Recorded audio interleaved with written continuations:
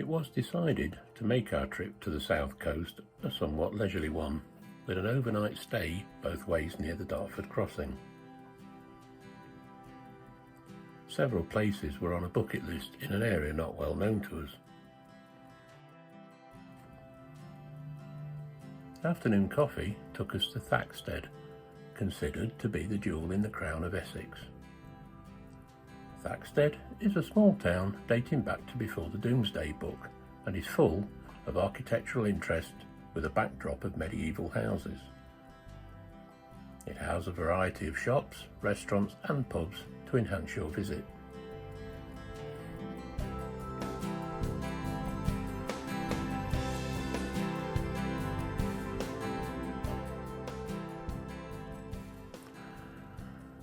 After our overnight stop, our first place to visit was Royal Tunbridge Wells, to give it its full title. A pleasant, historic town where we had lunch and a brief shopping excursion.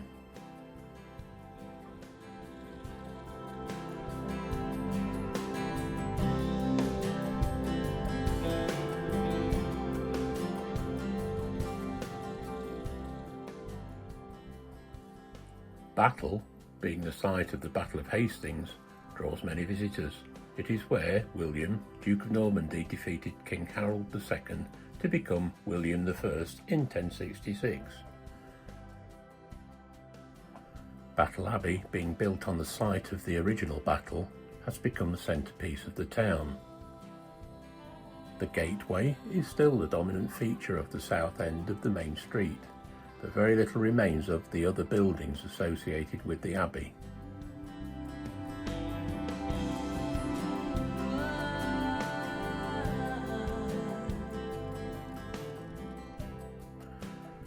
Once again, the town has many stunning old buildings of architectural interest.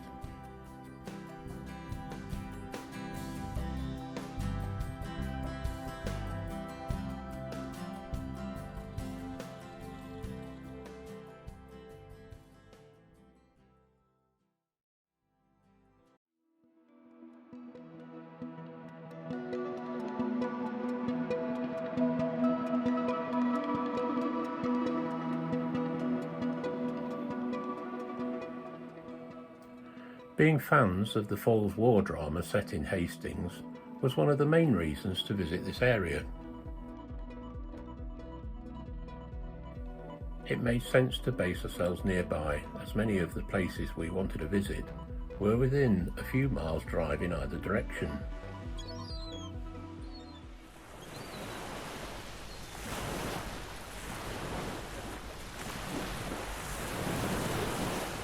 Hastings does not have a traditional harbour, but instead the boats are winched to safety over the pebbly foreshore, known as the Stade, and is believed to be the largest beach-launched fishing fleet in Europe.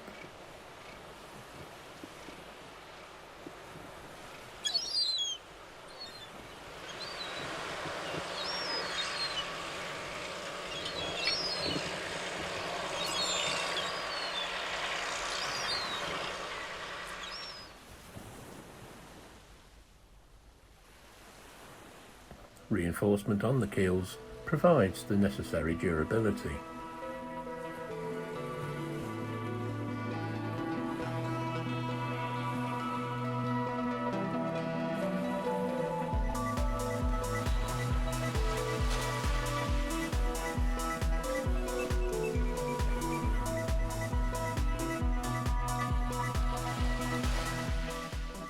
Although I found it fascinating and enjoyed my wander around the Stade, it should be said care needs to be taken to avoid any kind of injury.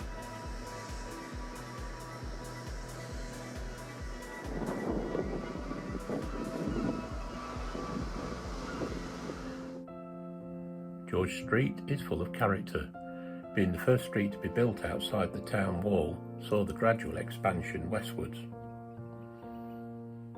The original Georgian windows on many of the buildings can be seen particularly on the second floor.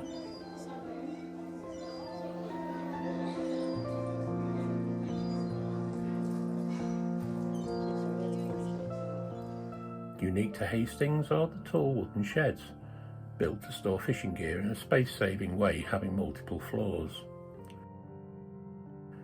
Preserved using tar gives them the black colour.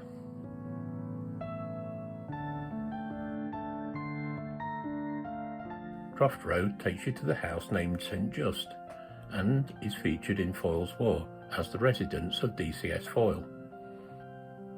First broadcast in 2002, the drama was set in Hastings during wartime Britain and beyond. It became extremely popular worldwide. There are many narrow streets known locally as Twittons. They crisscross their way throughout the old town, adding much character and are well worth exploring.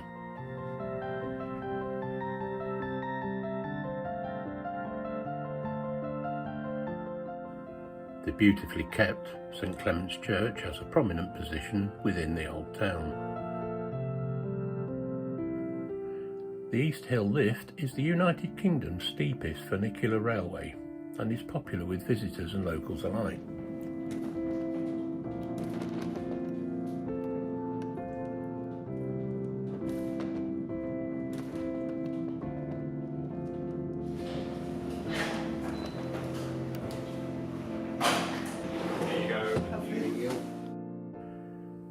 Taking the passenger from Rockanaw Road, you alight at the Hastings Country Park, which gives fantastic views over the town and the Stade. It is said local resident John Logie Baird found the inspiration in the park, which led to his initial experiments in TV. A superb view is handed to the passenger as you descend.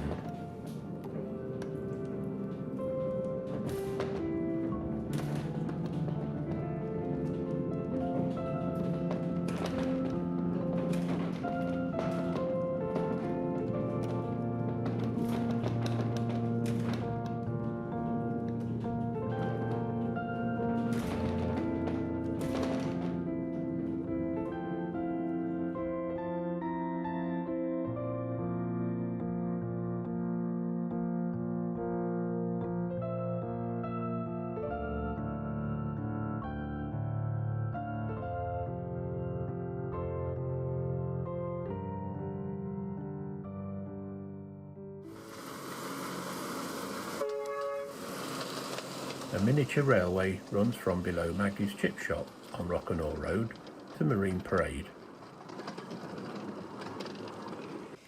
The Hastings Miniature Railway started taking tourists in 1948 and was totally restored and reopened for service again in 2010.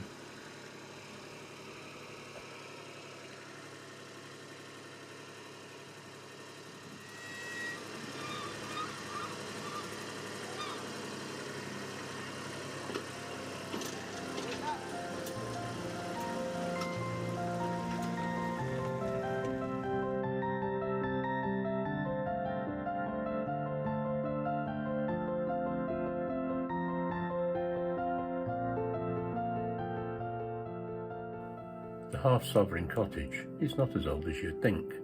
This is the stern half from the Golden Sovereign fishing boat donated to the museum in the 90s. Being known as Soreness under midships was a term usually given to smugglers' boats that had been confiscated, rendering the future use of the boats useless.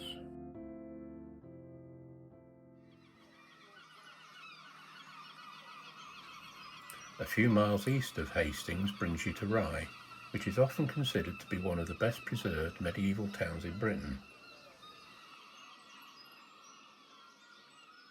It is likely you would start your wander around Rye at the bottom of Mermaid Street, which has been voted one of the prettiest streets in Britain, and I, for one, would give it my vote.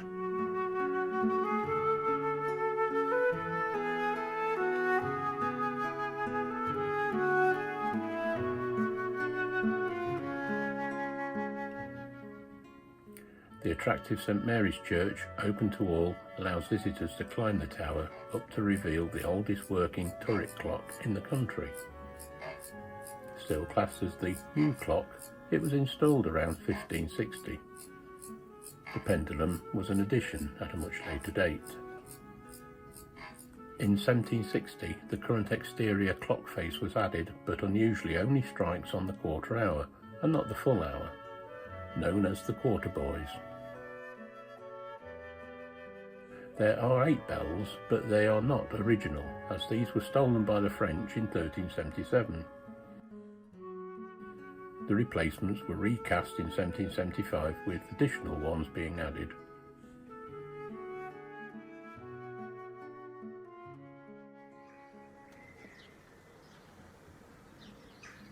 Going out onto the turret gives a superb view of the town with its many old and interesting buildings, many with terracotta roofs.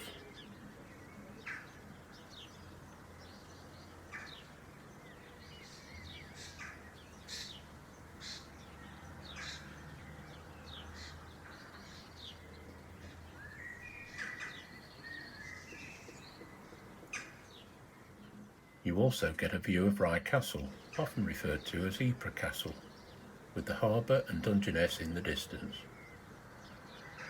Fishermen still work out from the harbour, but it is mainly pleasure craft.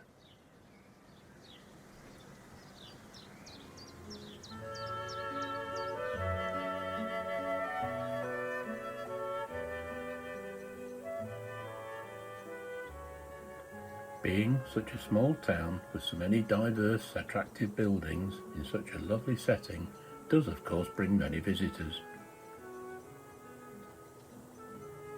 There are a multitude of cafes and hostelries to tempt you and help extend your stay.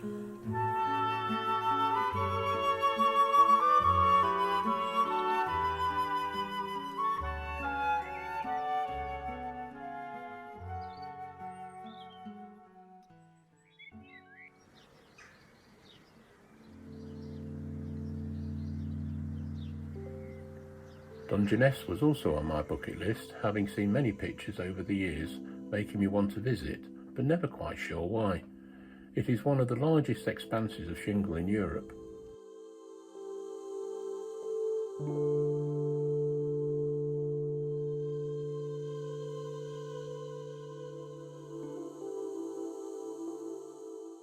It is easy to see why Dungeness has become a site of special scientific interest, and a national nature reserve with a remarkably varied amount of wildlife.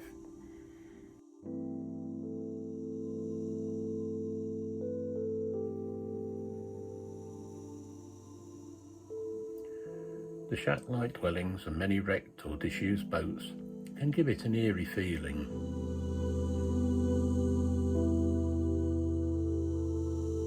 Arriving there, it soon became apparent it has a unique charm, with a quite severe beauty in a somewhat strange way.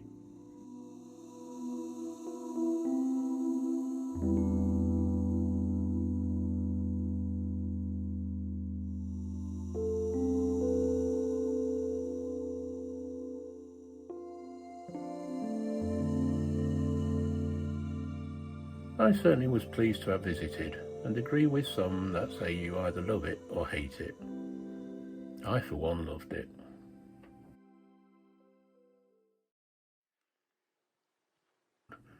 Driving west to Seaford, you can pick up the road to the Beachy Head Nature Reserve, with South Hill Barn car park being a pleasant short walk to the iconic view of the Seven Sisters, including the Coast Guard cottages.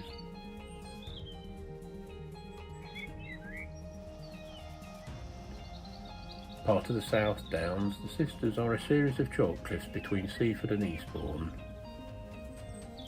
Because they are allowed to erode, and have not been protected like the White Cliffs of Dover, they remain with their natural whiteness.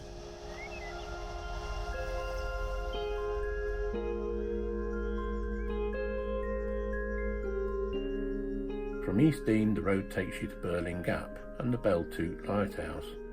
Constructed in the 1830s, it had a relatively short life due to being engulfed by mist and cloud a lot of the time.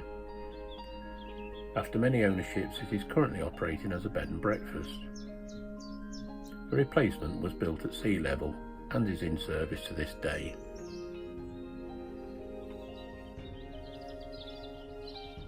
Carrying along the Beachy Head Road, the area of outstanding natural beauty consists of the highest chalk sea cliff in Britain, 530 feet at its highest, giving a panoramic view of the area.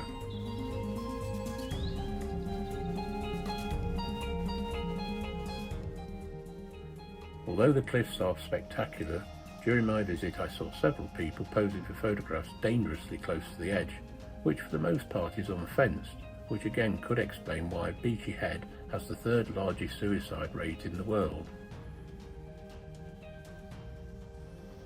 On a lighter note, there is plenty of wildlife and wildflowers making this part of the South Downs Way not to be missed.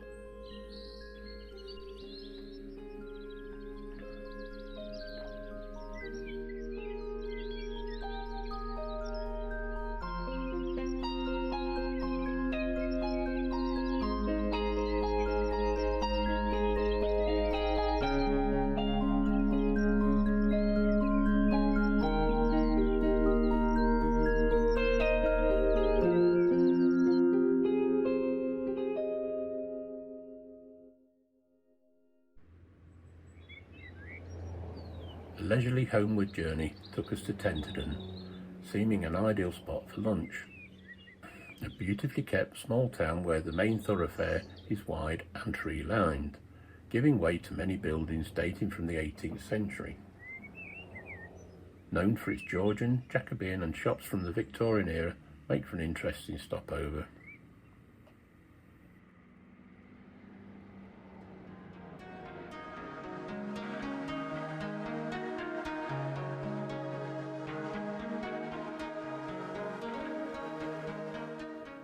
After a brief stop and brew at Rochester, we carried on to Gravesend for our overnight stop before heading home. Gravesend is on the south bank of the River Thames, where the Tilbury Foot passenger ferry still operates. River pilots operate from Gravesend and are specialists at guiding ships as far as Tower Bridge.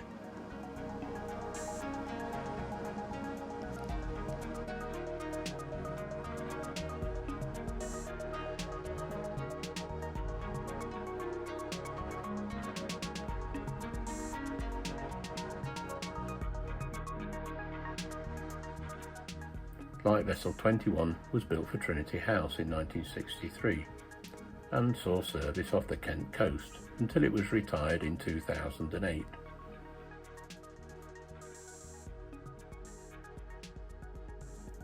Now permanently moored on the riverfront, it has become, amongst other things, a maritime heritage centre.